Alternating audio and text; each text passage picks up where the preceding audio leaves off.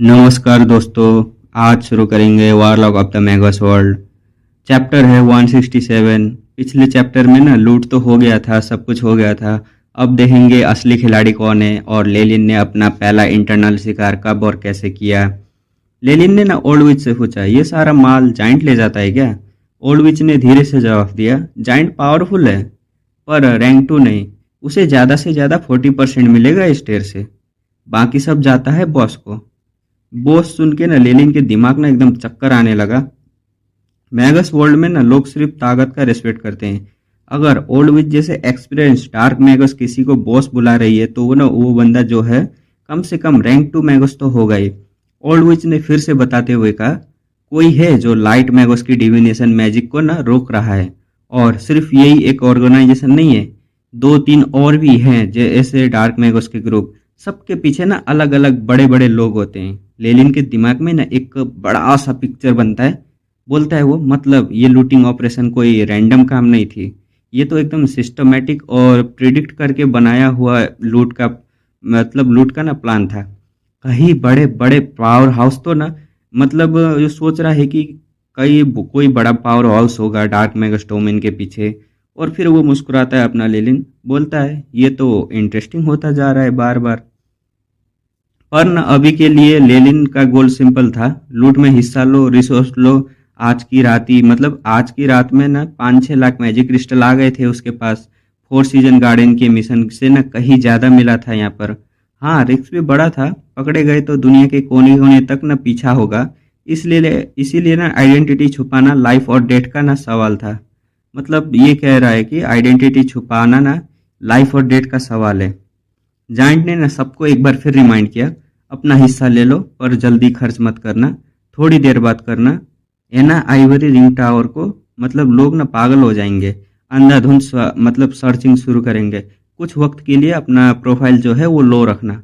फिर उसने बोला, एक्सचेंज मीटिंग भी ना कुछ वक्त के लिए ना बंद करी जाती है, जो डिटेल होगा वो मैं बाद में बता दूंगा।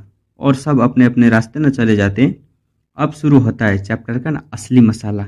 एक काले जंगल में ना वेनोम स्नेक, आधा मुंह पिघला हुआ, आधा धक्का हुआ ना खाए, मतलब ना आधा पूरा ना बॉडी जल चुका है। अपने मतलब बड़े से बो है ना, उसके पास एक सांप है ना, उसके साथ साथ ही चल रहा है। अचानक बूम के साथ एक पर्पल फायरबॉल ने ना जमीन को ना, मतलब जमीन का वो हिस्सा तोड़ दिया जहां ना वो पहले 1 सेकंड पहले ना खड़ा था। 100 स्क्वायर मीटर एरिया ना पूरा जल गया। वो चिल्लाते हुए बोलता है, ब्लड रॉक, तेरी तेरी ही हरकत है ना ये, सामने आ। वेनोम स्नेक ना चिल्लाते हुए बोल रहा था। जवाब मिलता है कई काले फायरबॉल से, अंधेरे से ना उसको ना अटैक कर रहे थे कई सारे काले काले फायरबॉल। इतनी तेजी से आई कि ना वेनोम स्नेक रिएक्ट भी नहीं कर पाया। सीधा चेस्ट पर लगे काली बालों में ना एकदम से ना उसको ना एकदम डैमेज हो गया। हड्डियां टूटने लगी, बॉडी एकदम ना मसल सब टूटने लगे। उसका मतलब प्यारा जो बो था ना, वो सांप एकदम राख बन गया। वेनोम स्नेक एकदम से घबराने लगा। बोलता है, ये स्पेल तो किसी बड़े ऑर्गेनाइजेशन का मॉडिफाइड वर्जन लगता है। तू तू कौन है? लेलिन अंधेरे से ना धीरे धीरे निकलता है, बोलता है, मैं कौन हूँ ये मैटर नहीं करता, जो मैटर करता है आज तू यहाँ पर मरेगा, ऑर्गेनाइजेशन तुझे नहीं छोड़ेगी। वेनोम स्नेक एकदम ना मतलब डरा हुआ था, बचने की कोशिश कर रहा था, ऐसा ही बोल रहा था। लेलिन एकदम कामली जवाब देता है, मैंने सिर्फ ऑर्गेनाइजेशन के सीक्रेट ना बताने का औथ लिया है, पर्सनल दुश्मनी नहीं निभाने का ना नहीं लिया है। मतलब यहाँ पर ना शब्दों का खेल चल रहा है। बोल रहा है कि लेलिन ने कामली बताया, मैं सिर्फ ऑर्गेनाइजेशन के सीक्रेट ना बताने का औथ लिया है। उसने पर्सनल दुश्मन रखने का औथ थोड़ी लिया है। फिर लेलिन ने ना हाथ हिला के एक पैंथम हैंड बनाए। वेनोम स्नेक के पीछे एक ना पेड़ पकड़ा हुआ टूटा हुआ कुछ ना बन गया। एकदम अंदर से एक पीला बग निकलने लगा। बग लेलिन के हाथ में ना खींचने लगा। फिर ऐसी बेकार हरकतें बंद करो, बोलता है वेनोम स्नेक। वेनोम स्नेक के पास भी ना एक ही ऑप्शन बचा था, अपना सेकंड ट्रांसमाइग्रेशन ना स्टार्ट करना। एक पल में उसकी बॉडी बड़ी हो गई। काले बालों, कपड़े फटे, सब कुछ फटने लगा। पीछे से 2 एक्स्ट्रा क्लॉ निकले और पूरा एक चार हाथ पैर बन गए। एकदम म्यूटेंट गोरिल्ला जैसा बन गया था। आंखें एकदम लाल और दांत ना तीखी तीखी थी। एक पावरफुल एनर्जी वेव निकली उसकी बॉडी से। लेलिन मुस्कुराया और एक ना इंचांटेशन पड़ा और एक्टिवेट करता है। जमीन से हरी भूरी मतलब बेले और ना मिट्टी के ना खंभे निकलने लगते हैं। एक पिंजरा टाइप का बन जाता है। गोरिल्ला ना उसके अंदर ना बंद हो जाता है। बोलता है अपना गोरिल्ला, मैं तुम्हें वक्त इसलिए दिया था क्योंकि मुझे अपना स्पेल कास्ट करना था, तेरी तैयारी के लिए नहीं। मतलब ना लेलिन बोल रहा था ये।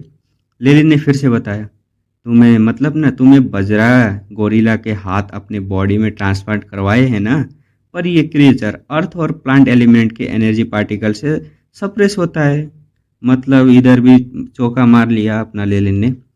ये इसका ना काउंटर अटैक ही है, वो अभी जो मारा उसने काउंटर अटैक किया है। ये सब एआई चिप जो है ना वो रियल टाइम सिमुलेशन थी। बैटल के दौरान पूरा एनालिसिस हो चुका था। पिंजरे के अंदर एकदम ना कांटे और पत्थर के ना नुकीले नुकीले चीज ना जमीन से ना निकल रहे थे। गोरिल्ला का पूरा बदन ना लाल हो गया था।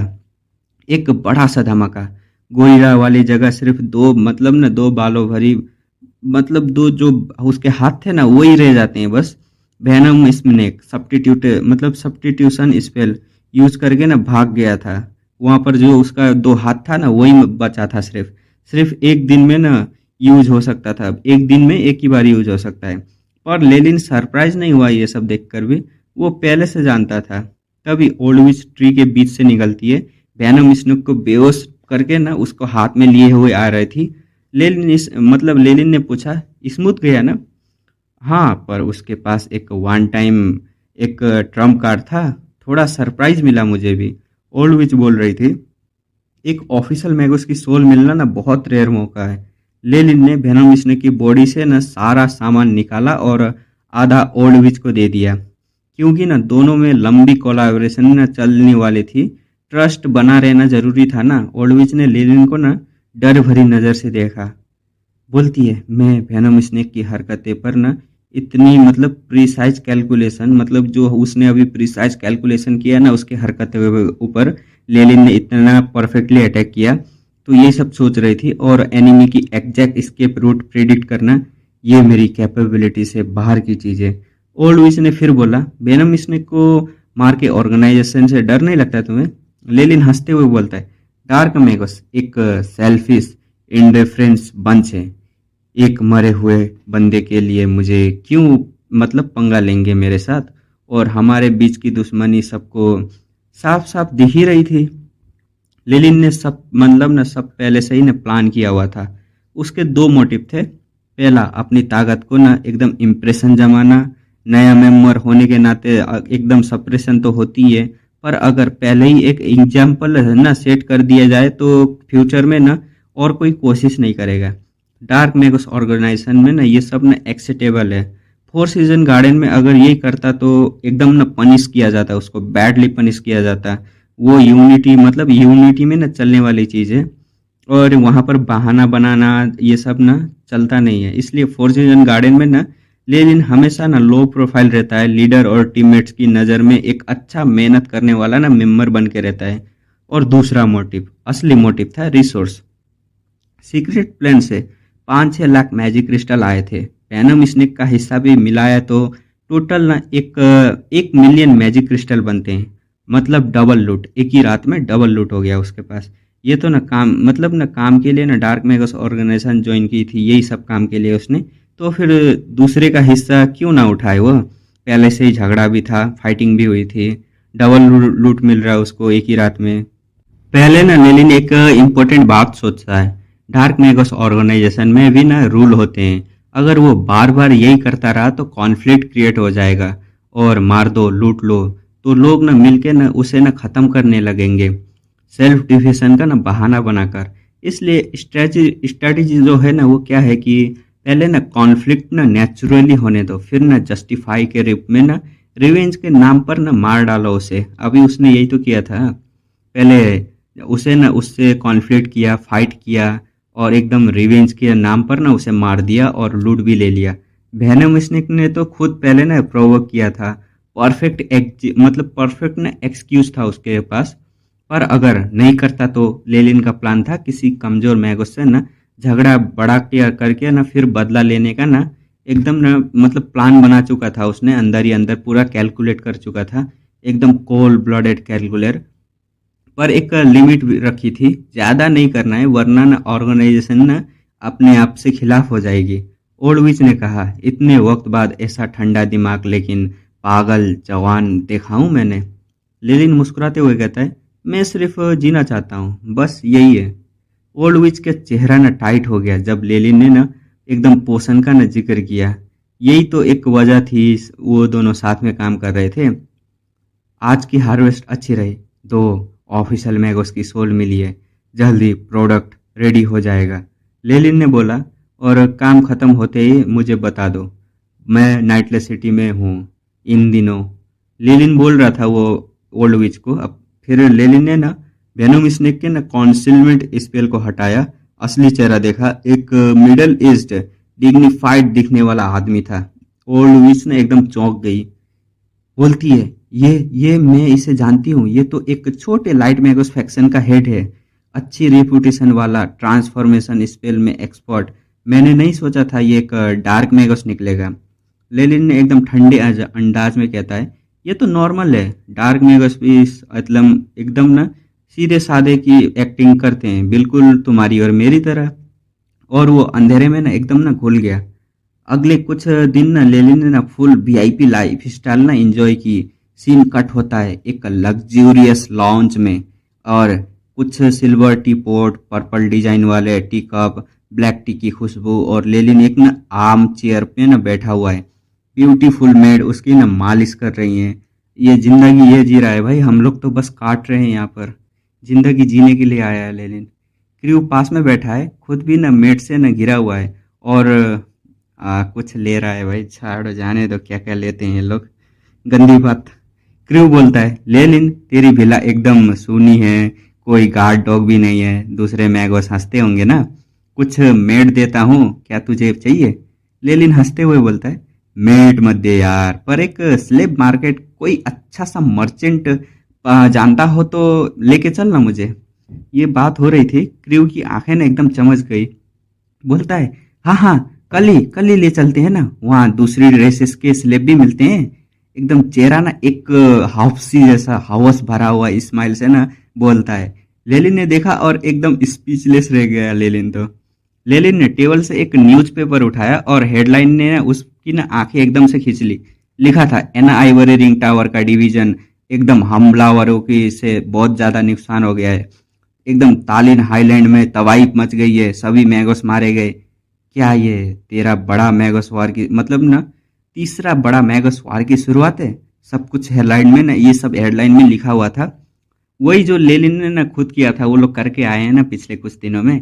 क्रू एकदम एक्साइटेड होकर बोलता है, एना आइवरी रिंग टावर को 100 मिलियन मैजिक क्रिस्टल का नुकसान हुआ है कम से कम। लेलिन ने बिल्कुल फ्लॉलेसली एक्टिंग की और बोलता है, 100 मिलियन, ऐसे डार्क मैगोस कितने डेयरिंग है ना, जो एना आइवरी रिंग टावर को ही छेड़ा। अंदर से हंस रहा था, बाहर से एकदम शौक दिखा रहा था। क्या करे भाई, एक्टिंग तो करना पड़ेगा ना। क्रू ने बताया, ये तो नाइट स्क्रो है, जॉम्बीज का नाम होगा। दोनों एकदम इन्फेमस डार्क मैगोस ऑर्गेनाइजेशन है नाइटलेस सिटी में। पर एक्चुअली लेलिन वाली ऑर्गेनाइजेशन का नाम तो ना 1000 मेडलिंग लिप्स था। अलग ग्रुप उतना ही नोटोरियस, मतलब ये कुछ ना फेमस ग्रुप थे यहाँ के। एक का नाम क्या बताया अभी, नाइट क्रो, और दूसरे का नाम जोम्बीज, और ये जो लेलिन है ना अपना, उसका नाम है 1000 मेडलिंग लिप्स, ग्रुप का नाम है। लेलिन ने कैजुअली पूछा, क्या एना आइवरी रिंग टावर और नाइटलेस सिटी मिलके इन लोगों को पकड़ नहीं सकते क्या? क्रू ने सर हिलाया। बोलता है, मुश्किल है, डिविनेशन स्पेल भी काम नहीं कर रही, मतलब पीछे कम से कम एक शायद एक ज्यादा से ज्यादा रैंक 2 मैगोस का बैकिंग तो होगा ही। लेलिन ने एकदम एक्सप्रेशन दिए, लॉन्ग एक्सप्रेशन बनाया। रैंक 2 मैगोस, पता नहीं इस जिंदगी में पहुंच पाऊंगा या नहीं। कितना एक्टिंग करेगा भाई। ये सुन के ना क्रू का चेहरा ना थोड़ा डार्क हो गया। वो जानता था लेलिन यंग है, पोटेंशियल है, पर वो खुद ना ग्राइंड वाटर से एडवांस किया था। बॉडी की वाइटलिटी अब और ना स्ट्रेंथ नहीं, जो है पावर नहीं झेल सकती। रैंक 2 उसके लिए ना सपना ही रह जाएगा। लेलिन ने रियलाइज किया और माफी भी मांगी, सॉरी गलती हो गई बोलता है। लेलिन ने कहा, कोई मतलब क्रू कहता है अपना, कोई बात नहीं, बस पुरानी यादें आ गई। अगर फिर से मौका मिलता शायद फिर भी वही कॉन्ट्रैक्ट साइन करता मैं। ले वही क्रू का भी कुछ होगा, लेकिन इतना घटिया है साला। एक रियलिस्टिक और एकदम ना थोड़ा दर्दनाक सीन है उसके अंदर। ज़्यादातर एक्लोइटी के पास ना हाई ग्रेड मेडिटेशन टेक्निक होती ही नहीं है, वो सिर्फ बड़े ऑर्गेनाइजेशन या पावरफुल फैमिली के पास होती है। तो लेवल 3 एक्टिविटी के पास कोई कनेक्शन नहीं होता, कोई बैकग्राउंड नहीं होता है, और एक ही ऑप्शन बचता है उन लोगों के पास, ग्राइम वाटर्स ही एक रास्ता होता है एडवांस करने के लिए। सब सोचते हैं पहले एडवांस करने के बाद कोई रास्ता निकाल लेंगे, पर वो रास्ता पूरे साउथ कोस्ट में शायद एक्सटिंड हो चुका होगा। सेंट्रल कॉन्टिनेंट में हो सकता है, लेकिन वहाँ जाने का तरीका अभी तक बताया ही नहीं गया। और नतीजा क्या निकलता है, ज़्यादातर मैगोस अपनी ज़िंदगी ऑर्गेनाइजेशन की सेवा में गुजार देते हैं और फिर क्रू की तरह रिटायर होके एक एमलेसली जीते हैं। क्रू का दर्द ना रियल था, पर उसने खुद ही ना अपना मूड बदला। बोलता है चलो कल स्लेब मार्केट चलते हैं, मेरी एक दोस्त है वहाँ, क्वालिटी गुड्स हैं, मतलब बहुत अच्छे अच्छे क्वालिटी के लोग मिलेंगे। मूड फिर से ना हल्का हो गया था उसका। लेकिन क्रू की भिला से ना निकला था और पॉकेट डायरी ना कांपने लगी निकलते ही। एक ग्रीन ग्लो आता है उसमें, ओल्ड विच की आवाज़ आती है, लेलिन जो चीज़ मंगाई थी तूने एकदम तैयार है, कब आ रहे हो तुम। लेलिन खुश हो गया, विच की एफिशिएंसी ने एक्सपेक्टेड से ना ज़्यादा थी, उसने ना काम ना जल्दी करके दिया था। वो सीधा पहुंच जाता है ELM स्ट्रीट 231 पुरानी दुकान। अंदर घुसते ही ओल्ड विच ने ना दरवाज़ा बंद करके एकदम क्लोज का साइन लगा दिया। लेलिन ने भी एक साउंड प्रूविंग स्पेल ना सेट किया एक्स्ट्रा सेफ्टी के लिए। सब ठीक है, किसी को कोई शक तो नहीं हुआ, लेलिन ने पूछा। विच ने ना प्राउडली कहा, मैं नाइटलेस सिटी में 1 सेंचुरी से ज़्यादा से हूँ, मेरे कॉन्टैक्ट बहुत ज़्यादा हैं। फिर उसने काउंटर पर रखे 1 dozen thumbs size crystal soul spheres निकाले। अंदर थे 10-12 स्पिरिट, धीरे धीरे न घुलते हुए इंसानी शेप को न खो चुके थे, जैसे न ब्रूटल टॉर्चर किए करने के बाद ना उन्हें दिया हो। लेली ने चेक किया, बोलता है क्या सच में सब सही है क्या। स्पिरिट को इमेंस सफरिंग और होपलेसनेस में न डुबाना चाहिए था, पोषण के लिए बेस्ट इफेक्ट तभी निकलता है। ओल्ड विच ने एकदम एक्साइटेडली बोली, पहले कुछ स्पिरिट पर प्रैक्टिस भी की थी, बेसिक दर्द के ऊपर उनकी सोल को भी टॉर्चर किया, इफेक्ट एकदम अच्छा था। और एक ऐसी हंसी निकाली जो सुन के ना रोंगटे खड़े हो जाते। मतलब इसको मज़ा आता है यार, टॉर्चर करना, स्पिरिट पर प्रैक्टिस करना। बहुत ना सोल को ना एकदम टॉर्चर किया था वो लोग, वो तो ना ट्रांसपेरेंट हो गए थे, दिखने भी बंद हो गए थे, और ये सब करके ना हंस रही है, मज़ा आ रहा है इसको। ये भी अलग ही किस्म की साइको है, इससे ना मैं कभी मिलना ही नहीं चाहूँगा। अब ना ओल्ड विच के घर से निकलता है और वापस आ रहा था। उसने ना ओल्ड विच को ना कुछ कॉफेनिंग स्पिरिट से फेयर दिए थे। ये ना वो एक स्पेशल बॉल है जिनमें पावरफुल स्पिरिट बन होती है जो पोशन बनाने के काम आती है। लेलिन ने ओल्ड विच से ना प्रॉमिस भी किया है, 10 से 15 दिन में तेरी दवा दे दूंगा और लेके आऊंगा। अब यहाँ एक ना इंटरेस्टिंग चीज़ है, दोनों के बीच एक ना ट्रायल आई का कॉन्ट्रैक्ट है, मतलब एक मैजिकल बाइंडिंग एग्रीमेंट जो दोनों को न एक दूसरे के राज रिवील करने से न रोकता है। तो लेलिन एकदम सेफ था। ओल्ड विच चाहे कुछ भी करे, उसका नाम किसी को बता नहीं सकती। लेलिन अपने भिला वापस आता है और सीधा जाता है अपने सीक्रेट पोशनिंग लैब में। ये लैब उसने ओल्ड विच की हेल्प से न और पहले से लूटी हुई मिली हुई रिसोर्स से न बनाई थी, क्योंकि खुद के पास न इतने मैजिक क्रिस्टल नहीं थे कि इतना सब खरीद सके। लैब में 2 हिस्से थे, पहला स्पेल टेस्टिंग एरिया जहां स्पेल प्रैक्टिस होती थी, और दूसरा पोशन लैब जहां ना हाई ग्रेड इक्विपमेंट ना रखी हुई हैं। लेलिन ने एआई चिप को ना एक्टिवेट किया। ये उसका ना पर्सनल एआई सिस्टम है जो उसके दिमाग में ना एकदम ना एग्जिट हो चुका है, एकदम जुड़ चुका है। पोशन बनाने में ना बहुत हेल्प करता है। पोशन क्या है, ये सब कुछ में हेल्प करता है। अब आता है ना सबसे important part, tear of Mary potion बनाना। लेलिन ने सारी रात ना काम किया, सुबह तक वो ना थका हुआ था, चेहरा पसीने से भरा था, लेकिन उसकी आंखों में ना एक चमक थी। उसके हाथ में था एक crystal clear transparent potion, tear of Mary का कंप्लीट डोज। ये पोशन लेलिन के मेंटर क्रॉफ्ट ने उसे ना 3-4 साल पहले दिया था फॉर्मूला के रूप में। इतने सालों बाद फाइनली उसने ना इसे ना बना लिया था। सक्सेस रेट, नॉर्मली ये बहुत मुश्किल पोशन है, लेकिन लेलिन ने ए चिप की मदद से फॉर्मूला को ऑप्टिमाइज किया और सक्सेस रेट पहुंचा दी थी 30-40%। मतलब 16 स्पेयर से उसने ना 5-6 पोशन सक्सेसफुली बना लिए थे। ये एक बहुत ही बड़ी अचीवमेंट थी। एआई चिप ने ancient potion tear of Mary effect official magos की स्पिरिचुअल फोर्स में एकदम बड़ा इजाफा और बोटलनेक तोड़ने का चांस भी रखती है। मैगस वर्ल्ड में ना स्पिरिचुअल फोर्स बढ़ाने वाली पोशन ना बहुत रेयर और एक्सपेंसिव होते हैं। इवन एनर्जी क्रिस्टल से भी ना ज़्यादा महंगे होते हैं वो। और जो पोशन बोटलनेक तोड़ने में हेल्प करें वो तो एक अलग ही टायर के ना ऊपर होते हैं, बहुत ज़्यादा हाई, बहुत ज़्यादा रेयर। लेलिन ने सोचा ये इन्फॉर्मेशन छुपानी पड़ेगी, ऑलवेज ट्रायल आई की वजह से किसी को बता नहीं सकती, तो सेफ हूँ मैं। लेलिन ने पोशन लिया और स्पेल टेस्टिंग एरिया में ना क्रॉस लेग होकर बैठ गया। पोशन ओपन हुआ, एक मीठी नींद, एकदम नींद दिलाने वाली खुशबू कमरे में एकदम फैल जाती है। लेलिन तुरंत डीप मेडिटेशन में चला जाता है। मेडिटेशन के दौरान उसने फील किया कि जैसे उसकी सोल ना एकदम ना बादलों के ऊपर थी और एक शांति और सुकून का फीलिंग ना जो उसने पहले कभी ना फील नहीं किया था वो सब आ रहा था। जब वो मेडिटेशन से बाहर आया तो 2 आंसू उसके चेहरे पर थे। वो शौक था, मेरा बॉडी कंट्रोल इतना टाइट है ये चिप के साथ, फिर भी मैं रो गया। ये पोषण कितना पावरफुल है। अब आता है ना वो मोमेंट जिसका सबको इंतजार है। स्टैट रिवील होते हैं। एआई चिप ने डाटा दिया, स्पिरिचुअल फोर्स 29.8 एकदम से बढ़ के ना 36.8 हो गया था। टोटल इंक्रीज +7 पॉइंट का हो गया था। ये ना बहुत बड़ा 7 पॉइंट, मतलब एक बार में ना 7 पॉइंट, ये बहुत बड़ा डील था। नॉर्मली स्पिरिचुअल फोर्स जो है ना इतनी स्लो बढ़ती है, लेकिन ना एक ही पोर्शन से ना 7 पॉइंट बढ़ाना, लेलिन का रिएक्शन ना वो एकदम ना बियरली अपनी खुशी ना छुपाने की कोशिश कर रहा था, बहुत छुपा रहा था। लेलिन ने कैलकुलेट किया, अभी रैंक 1 वॉरलॉक है, रैंक 2 के लिए स्पिरिचुअल फोर्स एक सर्टेन वैल्यू तक ना पहुंचनी चाहिए, प्लस एलिमेंट एसेंस कन्वर्जन भी ना 35% हो गई है।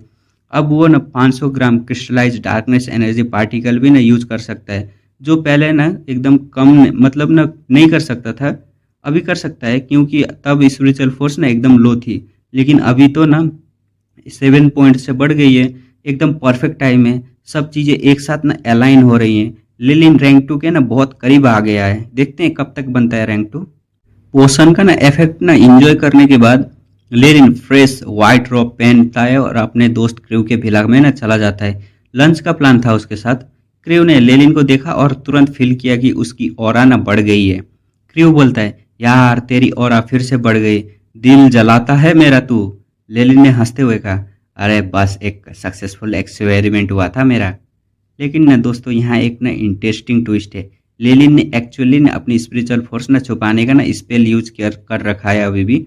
अगर वो नहीं करता तो क्रू सब समझ जाता। क्रू एकदम सस्पिशियस था, लेकिन मैगस के बीच स्पिरिचुअल फोर्स एक एकदम पर्सनल सीक्रेट होता है। ज़्यादा पूछना दुश्मनी ना एकदम दुश्मनी मोल लेने जैसा होता है, तो क्रू ने एकदम चुप रहता है, ज़्यादा कुछ पूछता नहीं है।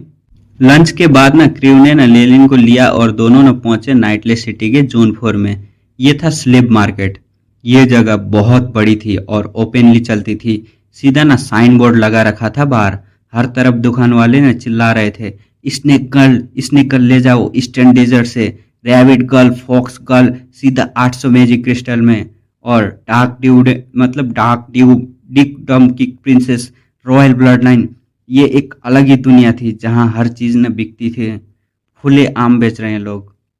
क्रू ना एक दुकान के बाहर रुक गया जहां एक प्रिंसेस थी, सेल पर प्रिंसेस को रखा हुआ था। लेनिन ने उसे ऑब्जर्व किया, लंबा कद, सोने जैसी आंखें, एक नोबल ऑरा जो सिर्फ न तभी आती है जब कोई अपनी न पूरी जिंदगी न पैलेस में एकदम न पली बड़ी हो। वो एक एक्सपेंसिव गाउन में थी और डायमंड न एकदम न लगे हुए थे, पहने हुए थे उसने, बिल्कुल एक रियल प्रिंसेस जैसी थी। लेकिन उसके चेहरे पर न एक ब्लैंक रिजाइंड एक्सप्रेशन था, आंखों में कुछ नहीं था, जैसे न अंदर से न टूट चुकी हो। दुकान वाले ने बताया, ये डार्क ड्यू डॉम की असली प्रिंसेस है। उसके बाप ने मैगस फैमिली से रिश्ता तोड़ा और एकदम से ड्यूकडोम खत्म हो गया। वो वर्जिन है, कोई वायलेशन नहीं हुआ है। आह, क्रू की आंखों में न डिजायर आ गई। बोलता है, मैंने बहुत औरतों को देखा है लेकिन एक प्रिंसेस से कभी नहीं मिला। जब प्रिंसेस ने अपने बाप और ड्यूकडोम का जिक्र सुना, एक पल के लिए ना उसके चेहरे पर न दर्द और नफरत आ गई थी, लेकिन उसने तुरंत छुपा लिया अपने आप को।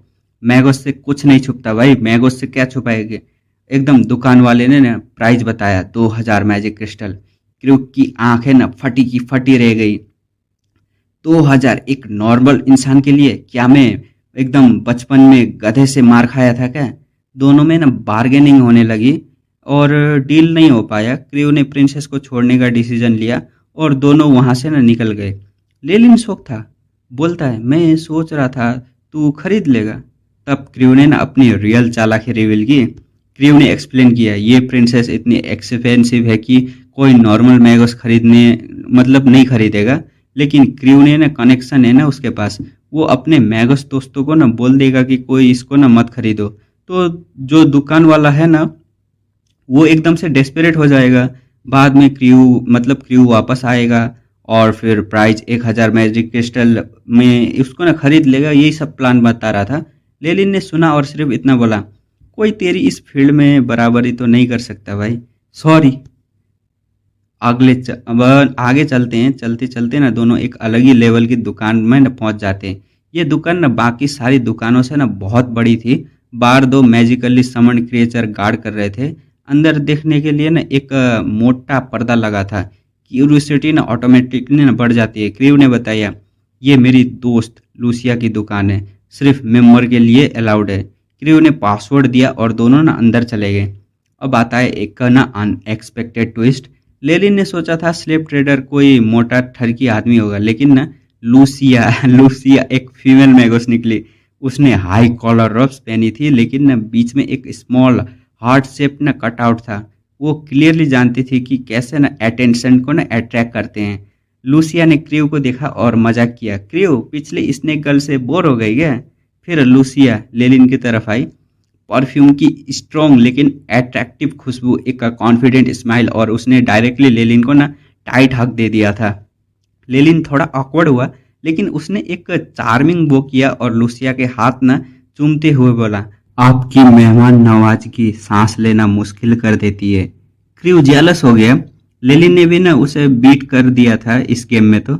लेकिन दोस्तों लेलिन ने ना लूसिया को ना पुश इसलिए किया क्योंकि एएचएफ ने डिटेक्ट किया कि लूसिया एक रैंक 1 मैगोस है और उसकी एलिमेंट एसेंस कन्वर्जन 50% से ज़्यादा है, मतलब वो बहुत पावरफुल थी।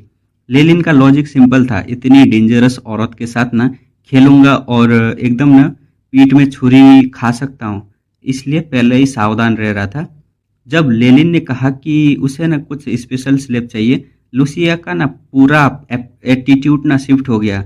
एकदम ना फ्लर्टी स्माइल हट गई, सीरियस बिजनेस फेस वाला चेहरा आ गया था। तो फिर देखते हैं।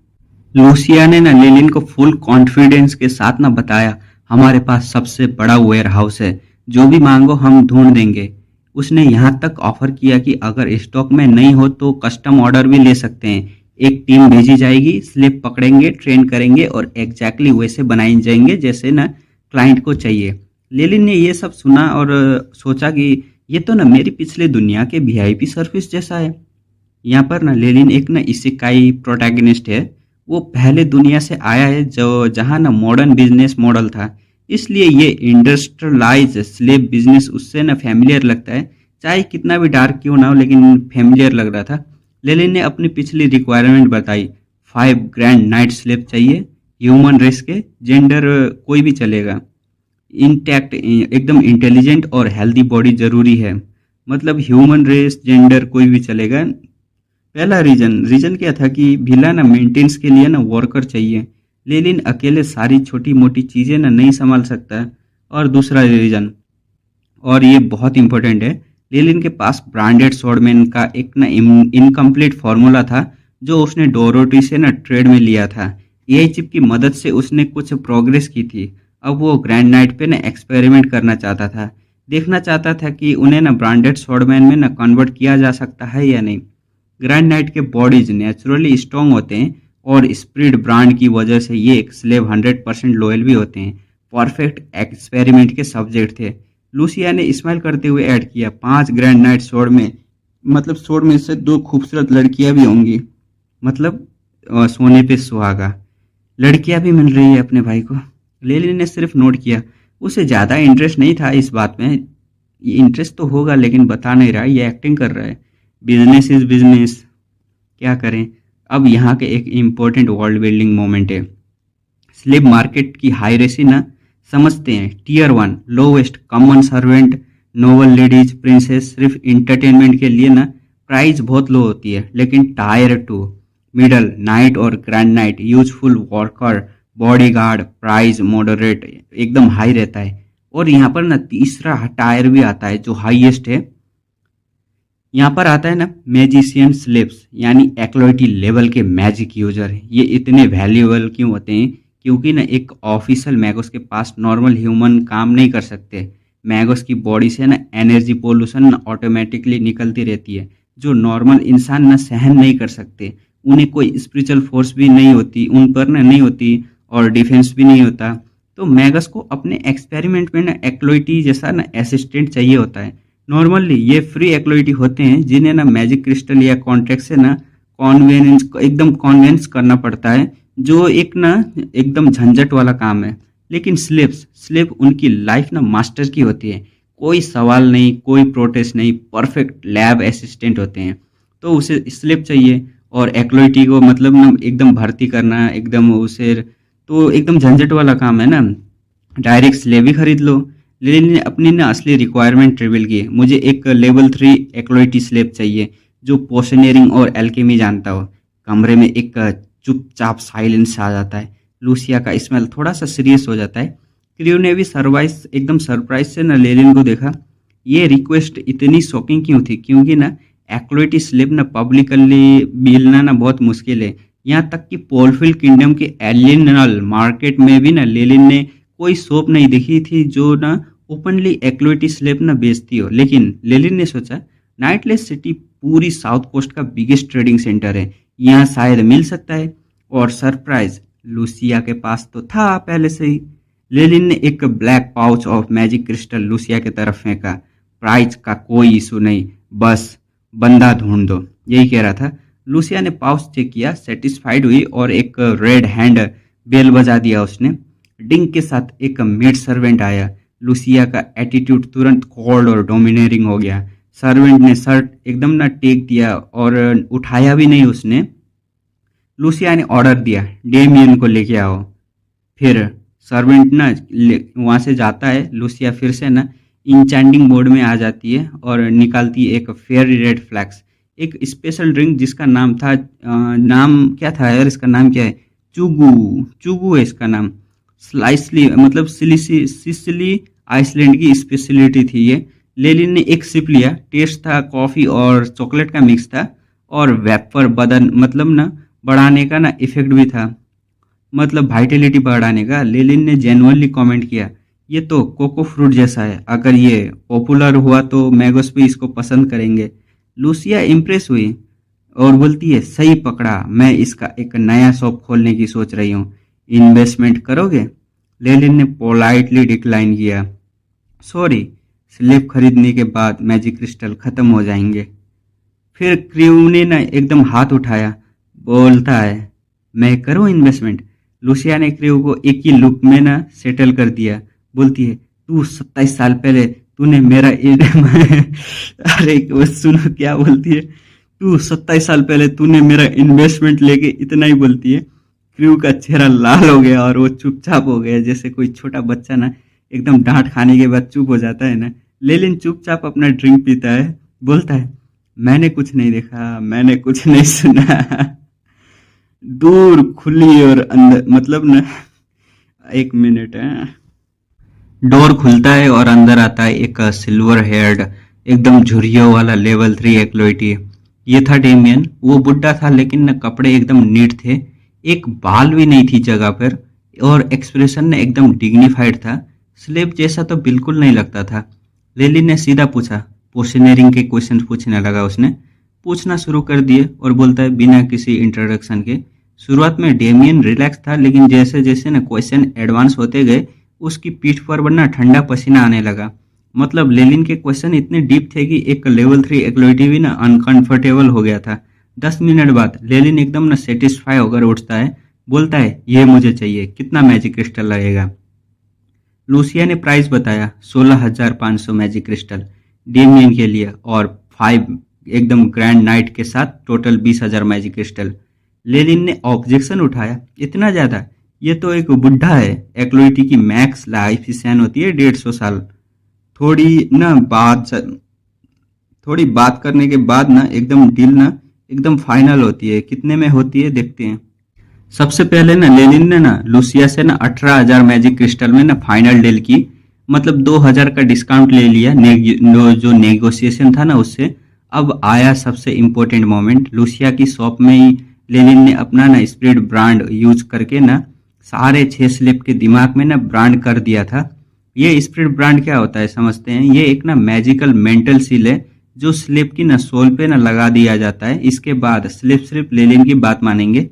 अगर लेनिन ने कहा खुद को मार लो तो बिना एक सेकंड सोचे ये करना पड़ेगा। अगर लेनिन चाहे तो उनका दिमाग ना वाटरमेलन की तरह भी फोड़ सकता है। एक बार सोल ब्रांड लगा तो उनकी जिंदगी लिटरली लेनिन के साथ ही खत्म होगी।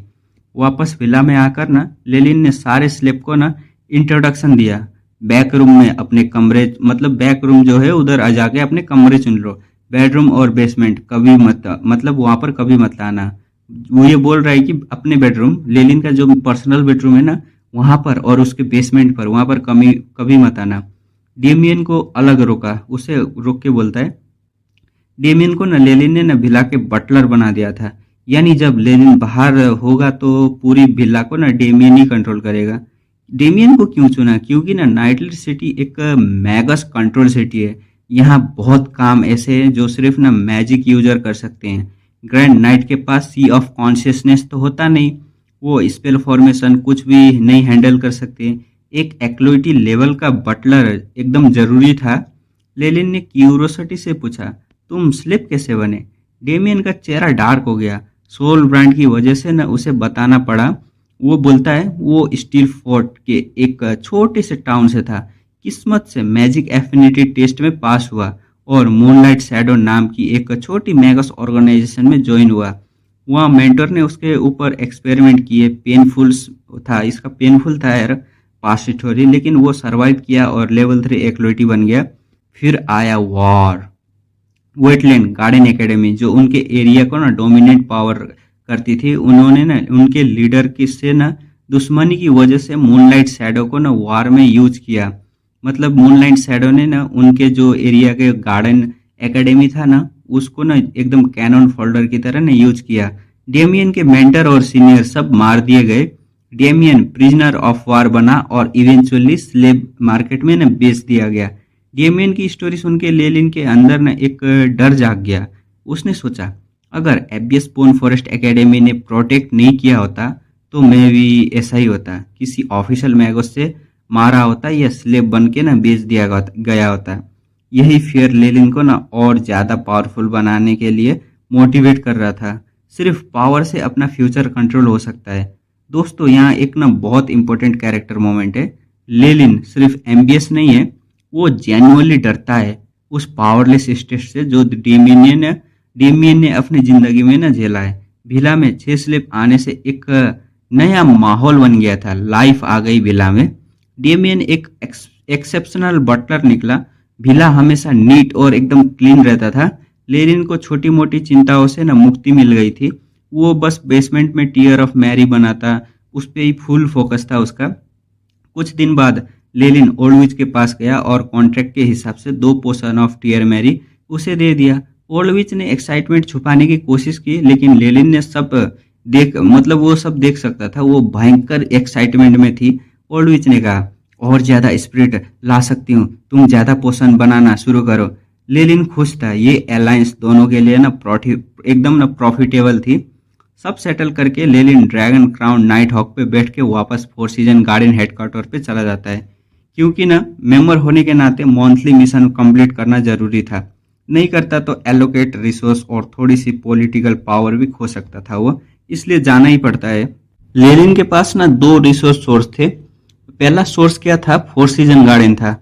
लीगल था, मेरिट बेस्ड काम मिलता था उसको, थोड़ा कम था लेकिन रिलायबल था। और दूसरा सोर्स था डार्क मैगस ऑर्गेनाइजेशन। रिस्की लेकिन बहुत ज्यादा प्रॉफिट। दोनों सोर्स से मतलब रिसोर्स गैदर करने की स्पीड किसी भी नॉर्मल मैगस से ना बहुत आगे थी उसकी। लेनिन ने प्लान बनाया, अभी चुप रहना है, रिसोर्स गैदर करने हैं और ब्लड लाइन की सेकेंड ट्रांजेक्शन का वेट करना है।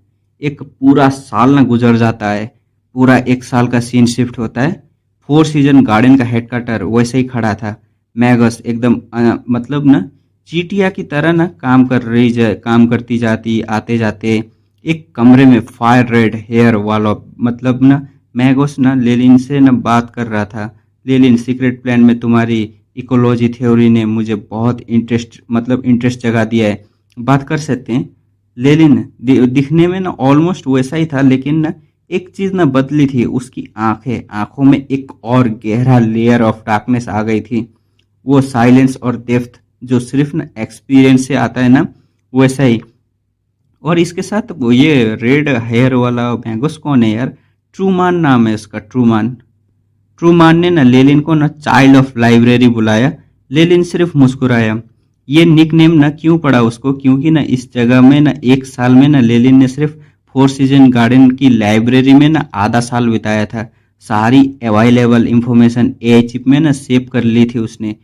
Four season garden ABS bone first academy से बहुत बड़ा था। लाइब्रेरी में रिकॉर्ड, पोशन फॉर्मूलाज, नॉलेज सब कुछ बहुत ज़्यादा था, और ऑफिशियल मैगस होने की वजह से लेलिन के पास एक्लोरिटी से ज़्यादा ना वहाँ पर एक्सेस था। लेकिन एक इंटरेस्टिंग बात, लेलिन ने जब सारी इन्फो सेव कर ली तो भी ना लाइब्रेरी आता रहा दिखाने के लिए, दिखावा करने के लिए कि वो नॉर्मल बंदा है। इसी वजह से कई खूबसूरत फीमेल मैगस के इनविटेशन ना ठुकराने पड़े, और उससे ना एकदम ना अपने आँख को ना बंद करना पड़ा, और ये निक नेम भी उसको वहीं से पड़ा था।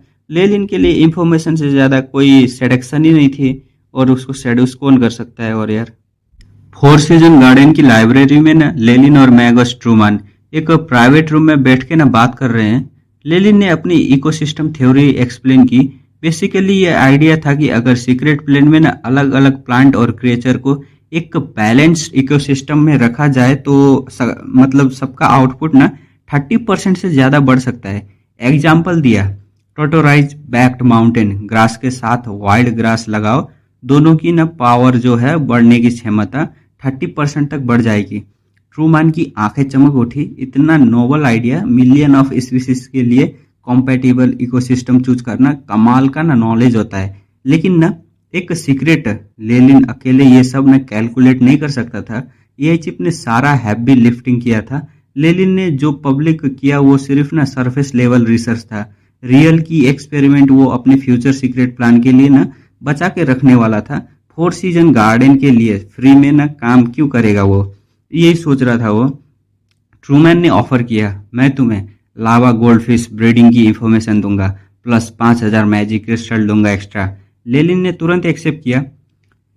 लावा गोल्डफिश क्या होता है ये समझते हैं। ये एक रेयर स्पीसीज है जो लावा में रहती है। ब्रीड करना बहुत मुश्किल, लेकिन इनके ना स्किल्स एल्केमी में ना यूज होते हैं।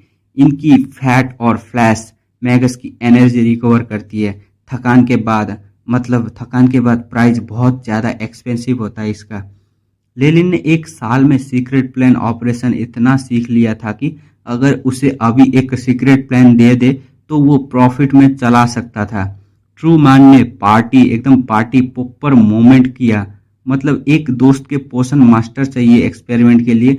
आगे वो कहता है, मतलब ये कहना चाह रहा है, ट्रूमैन ने ना एक ना प्रपोजल दिया लेलिन को। वो बोलता है मेरे दोस्त को ना पोषण मास्टर चाहिए एक्सपेरिमेंट के लिए, तुम ज्वाइन होगे क्या? लेलिन ने पोलाइटली डिक्लाइन किया। माफ़ी, इस महीने मिशन से थक गया हूँ, नाइटलेस सिटी में रेस्ट करना चाहता हूँ। मतलब वो पोलाइटली ना माफ़ी मांग रहा है। सच अभी वो ना छोटी ऑर्गेनाइजेशन के रिसोर्स या कनेक्शन में ना इंटरेस्ट नहीं था। सच यही था, और पावर बूस्ट उसके लिए ना मेन प्रायोरिटी थी। फोर सीजन गार्डन के लैंडिंग पैड पर लेलिन पहुंचता है तो सारे एक्लोइटी झुक के ना उसे ना ग्रीट करने लगते हैं। लेलिन एक बड़ा केज के पास जाता है, और अंदर से ना बड़ी लाल आंखें और तलवार जैसी दांत। एक क्रिएचर था, एकदम ना चिल्ला रहा था। लेलिन की उंगली पर एक स्कारलेट रोइन चमकता है। केज का लॉक खुलता है और रोर के साथ बाहर निकलता है एक ग्रीन वेनम विवरन। हाउकी, इसका नाम हाउकी था। एआई चिप ने इंस्टेंटली स्टैट चेक किए। वेनम विवरन हाउकी है इसका नाम। स्ट्रेंथ 30.5, एजिलिटी 19.8 और वाइटिलिटी 11.2, स्पिरिचुअल फोर्स 9.8 और स्पेशल एबिलिटीज एसिडिक ब्रेथ एकदम फेंक सकता है 20 मीटर के रेंज में, और कोरोसिव पोशन भी फेंक सकता है और 90 डिग्री का पावर होगा उसका।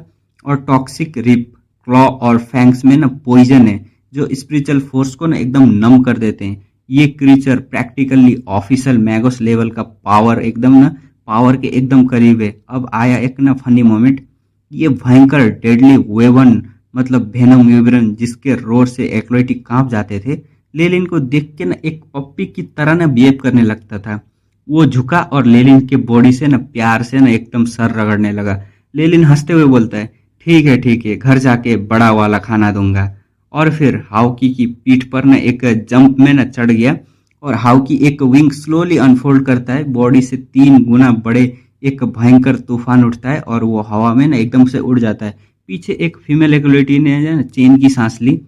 गया वो विवरण यहाँ होता ही तो मुझे एकदम डिस्कम्फर्टेबल फील होता है। एक मेल एक्लोइटी ने एकदम एनवी से देखा। उस विवरण की पावर ऑलमोस्ट ऑफिशियल मैगोस के लेवल पर थी और मैगोस लेलिन कितना पावरफुल होगा जो इसे ना कंट्रोल कर रहा है, यही सोच रहे थे। दोनों बात कर रहे हैं।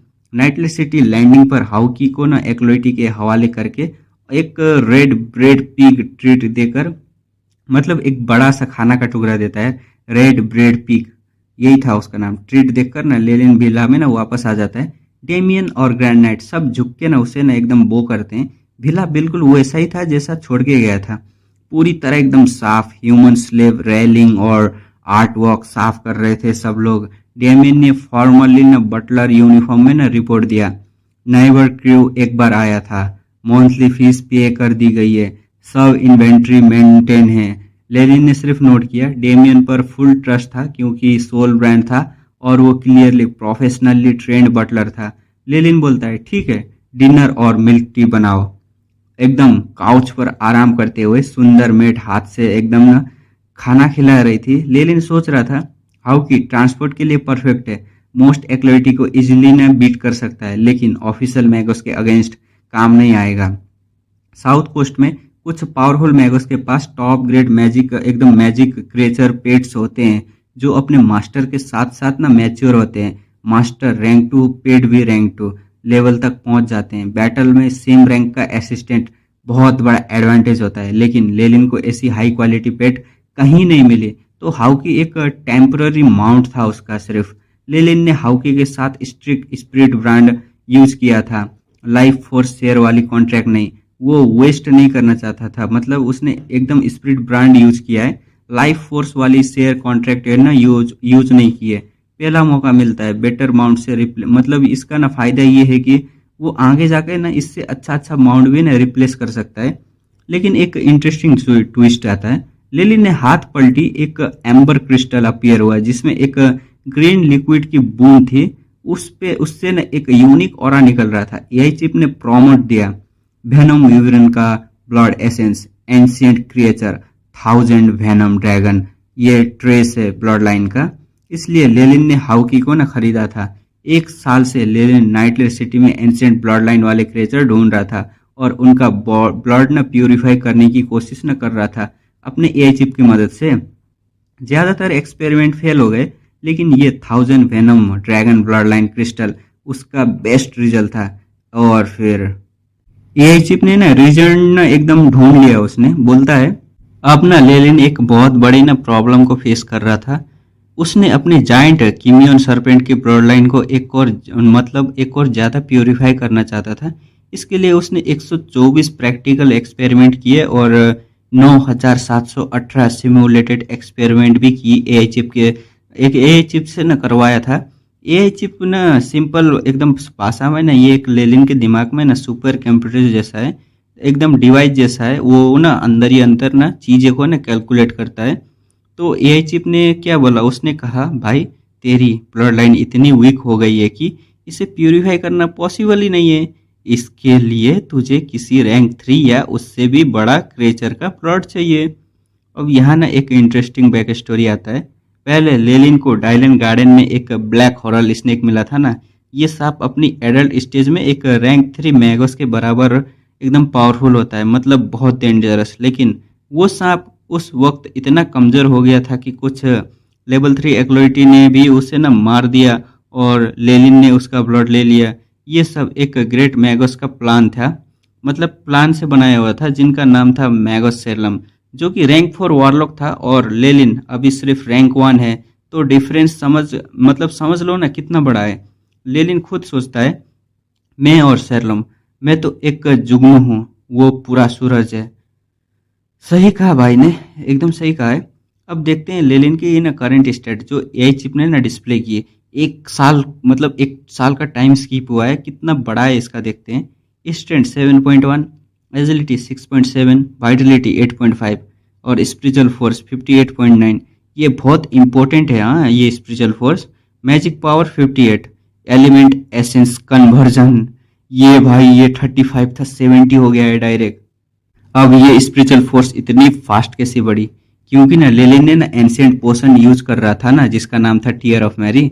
ये पोशन इतनी पावरफुल थी कि ना नॉर्मल पोशन के कंपैरिजन में ना ये बिल्कुल अलग लेवल पर था। इसके साथ लेलिन की स्पिरिचुअल फोर्स ना रॉकेट की तरह ना ऊपर गई थी। अब एक नया प्रॉब्लम आया था। लेलिन की स्पिरिचुअल फोर्स इतनी ज़्यादा बढ़ गई थी कि वो ना नॉर्मल रैंक 1 मैगोस के लिए ना बिल्कुल ना नॉर्मल नहीं लग रहा था। अगर कोई रैंक 2 मैगोस उसे ना स्कैन कर लेता तो लेलिन का राज ना खुल जाता। तो लेलिन घर में ना बंद एकदम रहने लगा, सोशल गैदरिंग अवॉइड करने लगा, बेसिकली ना एकदम चुपचाप रहने लगा। क्या कर सकता है बेचारा। और इसके लिए वो एक स्पिरिचुअल फोर्स कॉन्सिलमेंट मेथड ढूंढ रहा था, मतलब एक ऐसी टेक्निक जो उसकी स्पिरिचुअल फोर्स को ना एकदम हाइड करके ना रख सके, किसी को पता ना चले। अब ना एकदम से सीन शिफ्ट होता है। लेलिन अपनी ना एल्ली एल्ली के पास जाता है, जो ना एक ओल्ड विच है। एल मतलब यार काम अपने दोस्त यार फायदे के लिए बनाते हैं ना। जब लेलिन उसे दिखता है तो वो शॉक हो जाता है। ओल्ड विच बिल्कुल एक लिविंग कॉर्प्स जैसी लग रही थी, बहुत कमजोर, हाँफती हुई, लेकिन उसकी आंखों में एक पागलों जैसी न चमक थी। लेलिन न समझ जाता है कि कोई बड़ा एक्सपेरिमेंट चल रहा है। मैगस के लिए बॉडी इंजरी मैटर नहीं करता, लेकिन स्पिरिचुअल फोर्स का कमजोर होना मतलब सीधा पावर लूज। तो ये सीरियस सिचुएशन थी। ओल्ड विच ने एक ग्रीन लीफ लेलिन को दी और जब उसने वो लीफ अपने ना माथे पर रखी तो एक पूरी इंफॉर्मेशन ना उसके दिमाग में ना चलने लगी। ये इंफॉर्मेशन थी स्पिरिचुअल फोर्स कॉम्प्रेशन टेक्निक। ये क्या है? सिंपल, अभी जो ढूंढ रहा था ना यही है वो। अपनी स्पिरिचुअल फोर्स को ना एक स्पेशल फ्रीक्वेंसी में ना कंप्रेस करो ताकि बाहर से कोई डिटेक्ट ही ना कर पाए। ओल्ड विच ने बताया, पहला आधा हिस्सा फ्री गिफ्ट है, रैंक 1 मैगोस नहीं पकड़ पाएंगे। दूसरा आधा हिस्सा इसके लिए लेलिन को कुछ करना होगा, रैंक 2 मैगोस भी डिटेक्ट नहीं कर पाएंगे उसको।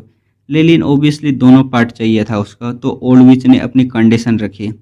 ओल्ड विच बोलती है, मुझे कोई इम्पॉसिबल काम नहीं करना, बस मेरे साथ एक जगह एक्सप्लोर करने चलो। मतलब नहीं करवाना है उसे कोई इम्पॉसिबल काम, एक जगह चलने को बोल रही है। लेलिन ने पूछा, कौन सी जगह? और ओल्ड विच ने कहा वो नाम जो पूरे चैप्टर का मोस्ट एक्साइटिंग पार्ट है। बोलती है, the ancient spirit slaying sect के खंडर में। बाप रे, कहाँ लेके जा रही है ये उसे।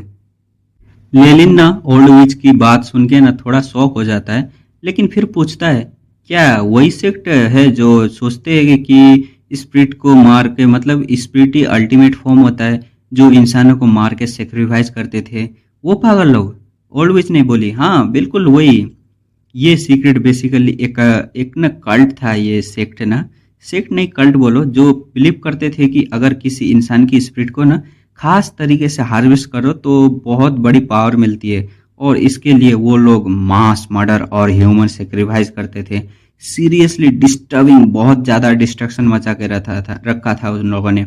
अब लेलिन एक चीज़ जो ना बोलता है वो, अब लेलिन ना एक चीज़ जो मुझे बहुत पसंद है वो ये है कि वो अपने लिमिट के बारे में ना बहुत ज़्यादा ना ऑनेस्ट रहता है। मतलब ये है कि उसे ना अपना लिमिट पता है। वो सोचता है, एक साल पहले मैं सिर्फ 50% एलिमेंट एसेंस कन्वर्जर वाले मैगोस से मुश्किल से जीत पाता था। अब मैं रैंक 1 में मैं भी टॉप टायर हूँ, लेकिन रैंक 2 मैगोस के सामने एकदम सीधा एकदम डेथ है उसके सामने, कुछ नहीं। एआई चिप ने कैलकुलेट किया, रैंक 2 मैगोस से एनकाउंटर में उसके बचने के चांस सिर्फ 10% से भी कम है।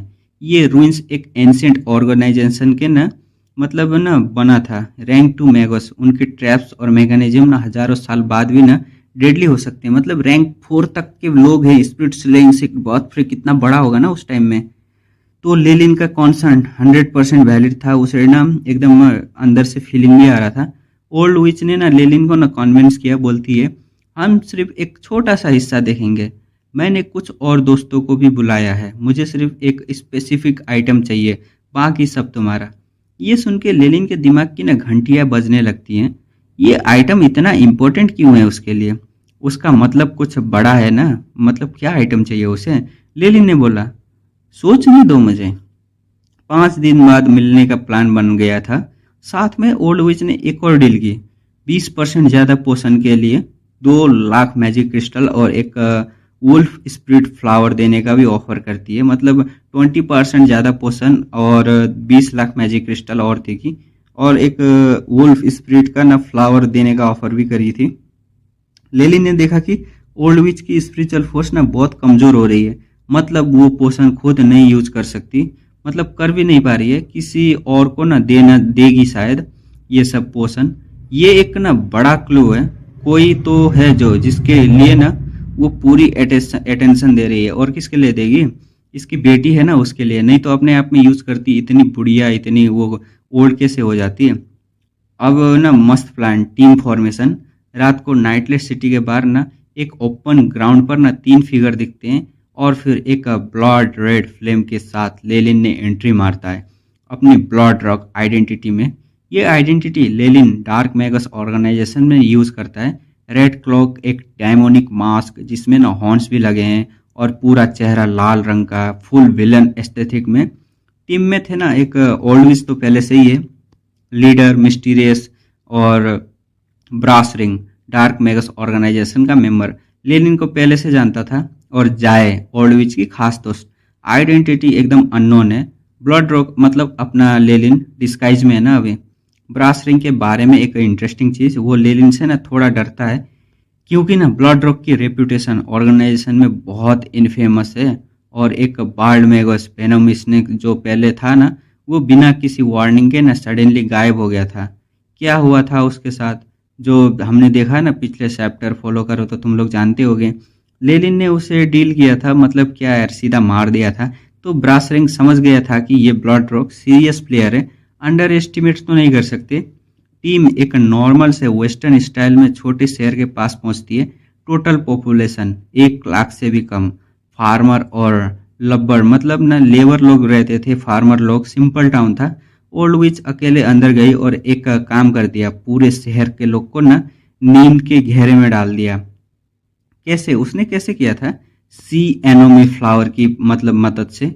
ये ना एक फ्लावर थी, ये इसके लिक्विड से ना मतलब मिक्स करने से पूरे लोग ना नींद में चले जाते थे। ये मिक्सचर इतना पावरफुल था कि ना 3 से 4 दिन तक ना सीधा लोग सोते रहेंगे, कोई उन्हें ना मतलब ना काट भी दे, मार भी दे तो उनको पता नहीं चलेगा। अब यहाँ ब्रासरिंग ने एक इस टिपिकल डार्क मेगस वाली बात की। बोलता है इन्हें सोने क्यों दें, सीधा मार डालो सबको, कुछ अच्छे स्पिरिट भी मिलेंगे हम लोगों को। ये सुन के ओल्ड विच बिल्कुल ना फ्यूरियस हो गई, और उसने अपनी मिस्टीरियस पावर यूज करके ना धमकी दी, और ब्रास रिंग को कुछ कदम पीछे हटना पड़ा। मतलब ओल्ड विच को ना एक्चुअल पावर अभी भी ना बहुत डेंजरस है उसका। वो बुढ़ी हो गई, स्पिरिचुअल पावर कम हो गई, लेकिन ना बहुत पावरफुल है अभी भी। लेलिन ने बीच में आके ना सिचुएशन को ना संभाल ली, और यहाँ उसने ना एक बहुत स्मार्ट पॉइंट रखा। लाइट मेगोस का सिस्टम देखो, अगर एक शहर के लोग सिर्फ बेहोश मिले तो वो सिर्फ एक्लोइटी भेजेंगे इन्वेस्टिगेट करने के लिए, लेकिन अगर सारे लोग मार दिए गए तो ऑफिशियल मैगोस आएंगे जो हमसे कहीं ज़्यादा पावरफुल हो सकते हैं। बेसिकली लिलिन बोल रहा था कि अपना खुद का ना काम मत बिगाड़ो ब्रासरिंग, शहर को मास्कियर मत करो, हमारी सेफ्टी ज़्यादा इंपॉर्टेंट है। ये था लिलिन का प्रैक्टिकल और लॉजिकल थिंकिंग। उसने किसी के मतलब ना फीलिंग की मतलब सोची नहीं, अपनी सर्वाइवल की सोची, एकदम क्लासिक। फाइनली ओल्ड विच ने बड़ा सीक्रेट रिवील किया। ये एक छोटा सीक्रेट प्लेन है जो मुझे अपने ट्रैवल में मिला था। ये basically ancient spirit slaying set का एक एक्सपेरिमेंट लैब है। एरिया सिर्फ 100 मुंह से कम है, और 3 दिन में एक्सप्लोर कर सकते हैं। अब लेलिन थोड़ा डिसअपॉइंटेड हुआ ये सुन के, क्योंकि साउथ कोस्ट में सीक्रेट प्लेन की अपनी कैटेगरीज होती हैं, और छोटा सीक्रेट प्लेन ज़्यादा बड़ा हॉल मतलब ज़्यादा फायदा नहीं देता। लेकिन चैप्टर यहाँ एकदम ना लेनिन सीक्रेट प्लान के बारे में ना सोचता है, और यहाँ ऑथर ने एक बहुत अच्छा एकदम एक्सप्लेनेशन दिया है। यहाँ पर ना category one small scale secret plan, ये वो है जैसे लेनिन ने पहले रेट किया था ना, और अभी ओल्ड विच का वाला 100 मुझसे कम एरिया सिर्फ एक्सपेरिमेंट और स्टोरेज के लिए, एकदम वैल्यूएबल सबसे कम, वैल्यू ना एकदम सबसे कम है। और category to resource type secret plan, area होता है 1 लाख मुँह से भी ज़्यादा, यहाँ ना मैगस अपने रिसोर्स उगाते हैं, प्लांट एनिमल सब कुछ एक मैगस कंट्रोल कर सकता है, पूरी जगह को मैगस ही कंट्रोल करता है, ये बहुत वैल्यूएबल होता है। लेकिन इससे भी ऊपर एक आता है special category dial and garden जैसा, याद है ना लेनिन का पहला सीक्रेट प्लान, वो एरिया छोटा था लेकिन रैंक 4 वॉरलॉक मैगस शेरलॉम ने पर्सनली बनाया था, तो उसकी वैल्यू एकदम ना बहुत ज़्यादा थी। ब्रास रिंग तो सपने मतलब ना देखने लगा था, काश रिसोर्स टाइप होता तो हम अमीर हो जाते, और ओल्ड विच ने एकदम कोल्ड रिप्लाई दिया, सपने देखना बंद कर, क्योंकि ना रिसोर्स टाइप सीक्रेट प्लान इतना एक्सपेंसिव होता है, कंस्ट्रक्ट करने में ही पूरी ऑर्गेनाइजेशन की ना एफर्ट ना एकदम ना चली जाती है। जो भी अभी है वो सब ना एक एंशिएंट मैगस के ना बचे हुए चीज़ हैं, तो बहुत मुश्किल है। लेनिन ने एक बार फिर अपने ना सिग्नेचर कोल्ड लॉजिक यूज की, बोलता है ये लेबोरेटरी टाइप सीक्रेट प्लान है, तो मैं इसे मतलब ना पॉकेट करने की कोशिश नहीं करूँगा, मतलब क्योंकि ना इतना छोटा है कि ज़्यादा अल्टर नहीं कर सकता, बस एक छोटा सा हाइड आउट बना सकता है, मतलब इसे ना लेने की कोशिश नहीं करेगा, यही सोच रहा है यार हाइड आउट बना के भी क्या करेगा इतना छोटा एरिया को। लेकिन अगर ये रिसोर्स टाइप होता तब लेनिन जरूर सोचता, और क्वाइटली अपने पास रखने के बारे में भी सोचता। इसका मतलब लेनिन का प्लान है एक्सप्लोर करो, वैल्यूएबल चीज़ लो, ऑर्गेनाइजेशन को रिपोर्ट करो, कंट्रीब्यूशन के लिए रिवार्ड लो, सिंपल और सेफ तरीका चूज किया था। अभी टीम एक 2 मंजिला वुडन बिल्डिंग के ना पास पहुंचती है, शहर के वेस्टर्न साइड में एकदम सुनसान जगह, चारों तरफ ना एकदम ना छोटी छोटी चीजें, 2 मॉल जैसी क्रिएचर भागती दिखती है, टोटल हॉरर मूवी वाइब्स था यहाँ पर, मतलब हॉरर मूवी में दिखाया जाता है ना वैसा ही सीन था। और ओल्डविच ने बताया इसका बैकग्राउंड, 13 साल पहले से यहाँ के लोग एक एक करके मरने लगे, रात को औरतों की रोने की आवाज सुनाई देती थी, तो लोग ने इसे हॉन्टेड हाउस कह दिया और यहाँ पर ये इस जगह को छोड़ दिया। लेकिन ओल्ड विच ने मतलब वो जानती थी कि असली राज क्या है, ये कोई बहुत मतलब भूत वाली चीज नहीं थी, ये था सीक्रेट प्लान के डिफेंसिव स्पेल का ना एकदम अरेंज किया हुआ चीज, जो रेडिएशन लीक कर रहा था बाहर, मतलब एकदम बाहर रेडिएशन को लीक कर रहा था, तो वो जानती थी। ओल्ड विच ने ना 13 साल पहले ये जगह ना डिस्कवर कर ली थी, 2 महीने इन्वेस्ट की, फिर एक नॉर्मल इंसान बन के ना डिस्गाइज लेके ये जगह की जो बिल्डिंग थी उसको खरीद लेती है, और बाहर से नॉर्मल दिखाने वाला एकदम ना सब कुछ अरेंज कर देती है, फेसेट लगा देती है, ताकि कोई मैगस ना डिटेक्ट ना कर सके इस जगह को। ये प्लानिंग तो देखो, 13 साल की पेशेंस, ओल्ड विच अंडर एस्टिमेट मत करना इसको कभी भी। अंदर घुसते ही लेनिन ने फील किया स्ट्रॉन्ग नेगेटिव एनर्जी का ऑरा, और वो ऑरा बहुत फैमिलियर था, उसे फैमिलियर लग रहा था। लेनिन ने तुरंत पहचान लिया ये स्पिरिट है, और वो स्पिरिट जो एकदम ना वेंजफुल होती है ना, एकदम पागल हो जाती है ना, वैसा ही याद रखना इन लोगों को। एंशिएंट स्पिरिट स्लेइंग सेक्ट जो है ना, वो हार्वेस्ट करता था स्पिरिट को और एक्सपेरिमेंट करता था उन लोगों को। तो अगर कोई स्पिरिट यहाँ ट्रैप्ड है तो वो डेफिनेटली फ्यूरियस और मैड तो होगी। ओल्ड विच ने टीम को ना वार्न किया, दीवारों पर जो काला फंगस है उसे मत छूना, ये ट्रिगर पॉइंट है, स्पाइरल स्टेयरकेस से पूरा ऊपर गया हुआ। और टीम लोग आगे बढ़ते रहते हैं, कॉरिडोर इतने टंगे थे, सिर्फ 2 लोग ना साइड बाय साइड चल सकते थे, बहुत छोटा सा कॉरिडोर था। लेकिन रैंडमली एकदम मतलब ना चल रहे थे वो लोग, लेकिन वो इतना मतलब क्लॉक की लेनिन की उसकी जेंडर भी ना आइडेंटिटी नहीं कर पा रहा था। मतलब जो जया नाम की लड़की है ना, इसके बारे में तो हमको अभी तक कुछ नहीं बताया गया। ब्रास रिंग, ओल्ड विच, अपना लेनिन, इन तीनों के बारे में तो हमको पता है, लेकिन जया इसके बारे में कुछ नहीं पता है, इंफॉर्मेशन भी अभी तक नहीं बताया गया है, और उसके क्लॉक से भी कुछ रिलीज नहीं हो रहा है। तो लेलिन को एकदम सस्पिशियस लग रहा है। कॉरिडोर के एंड में ओल्ड रुक गई और एक ऑयल पेंटिंग की तरफ ना पॉइंट किया। बोली, यही है सीक्रेट प्लान का एंट्रेंस। पेंटिंग में थी एक खूबसूरत नोबल औरत, रिच कपड़ों में, हाथ में एक नाजुक सा फैन लेकर, आधा चेहरा छुपाए हुए। पेंटिंग के एक बेस मतलब एक बेस कलर था, मतलब बेस कलर जो था ना वो ग्रीन था, जो थोड़ा ऑड लग रहा था, बहुत पुराना था। और फिर लेलिन ज्यादा देर न घूरता रहा तो उसे लगा फैन थोड़ा ना हिल रहा है। लेलिन जब घूर रहा था तो उसे ऐसा लग रहा था। और फिर औरत ने आंखें ना एकदम झपका ली। लेलिन चिल्ला पड़ा, क्या ये पेंटिंग जिंदा है? ओल्ड विच ने आगे बढ़ी और बोली, तू फाइनली जाग गई? पेंटिंग वाली औरत बोली, पासवर्ड बताओ। ये मैसेज टेलीपैथिकली सबके लिए दिमाग में ना घुस गया। वो बोली तो नहीं थी लेकिन टेलीपैथी का यूज करके ना सबके दिमाग में घुसा देती है। ओल्ड विच ने एकदम से बॉस लेवल रेस्पॉन्स दिया, पासवर्ड, तेरे मास्टर सब मर गए, अब हम सब कुछ लेने आए हैं, कंप्लीटली सब कुछ लेने आए हैं। तो शायद मेरे स्टोर रूम में, मतलब तुझे ना शायद मेरे स्टोर रूम में जगह मिलेंगी। यही बोल रही थी। पेंटिंग बोलती है, पासवर्ड इनकरेक्ट, और फैन बंद होने लगता है। ओल्ड विच ने पेंटिंग पर ना ग्रीन फायरवॉल ने एकदम से ना अटैक कर दिया। और जब फायरवॉल ने ऑयल पेंटिंग को जलाना शुरू किया, पेंटिंग के पीछे से एक हॉरिफाइंग चेहरा निकलता है। औरत का आधा चेहरा सुंदर था लेकिन नाक और मुंह के नीचे ना सिर्फ हड्डियां थी, फ्लैश बिल्कुल नहीं था। एक खूबसूरत और एक स्केलेटन के साथ ना एकदम मिक्सचर था। और फिर एकदम भयानक चीख आती है।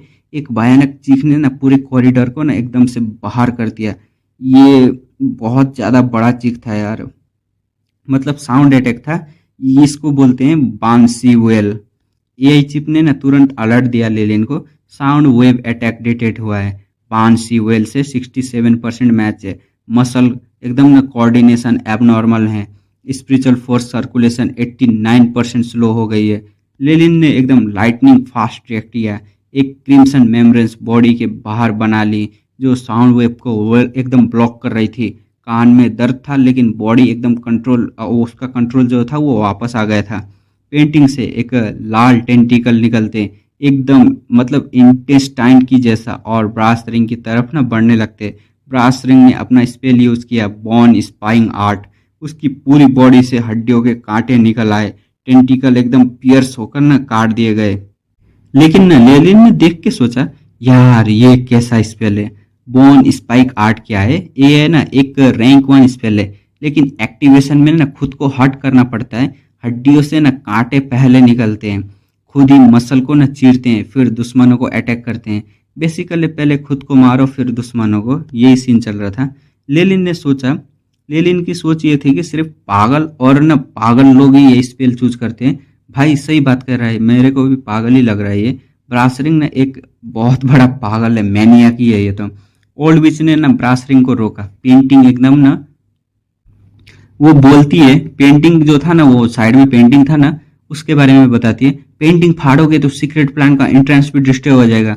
फिर इसने खुद पेंटिंग के पास आई और उसके हाथ से डार्क पर्पल डॉट निकले जो पेंटिंग पर ना फैलने लगे। और फिर ओल्ड विच ने एक टेंडर एकदम ना आवाज में ना कही, आ जा मेरे बच्चे। और ये सुन के बान से अंदर से ना डर गई, जैसे उसे ना अपना नेचुरल एनिमी ना मिल गया हो। ये बान से जो पूरे कॉरिडोर में ना एकदम तहलका डिस्ट्रक्शन मचा रही थी ना, जिसने फायरवॉल बुझा दिया था, टेंटिकल से अटैक किए थे, वो एक सेंटेंस सुन के ना कांपने लगी। ओल्ड विच की एक्चुअल पावर का ये पहला ग्लिम्स था और ये एकदम ना चिलिंग मोमेंट था यार, मैं भी समझ नहीं पाया। तो चैप्टर को करते हैं यहीं पर खत्म, आगे देखेंगे हम नेक्स्ट एपिसोड में। तब तक के लिए बाय बाय।